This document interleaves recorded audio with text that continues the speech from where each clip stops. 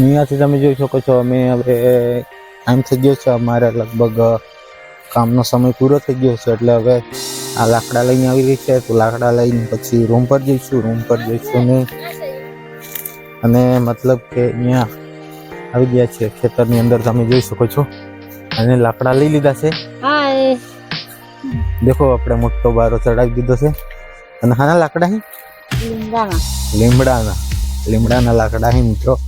તો તમે વિડીયો ગમે તો લાઈક શેર અને સબસ્ક્રાઈબ કરી દેજો અમારી ચેનલને પણ તો અમે ડેલી રૂટીન નવા વ્લોગ બનાવતા રહીશું મિત્રો તો મિત્રો તમે જોઈ શકો છો અમારે અહીંયા છે ને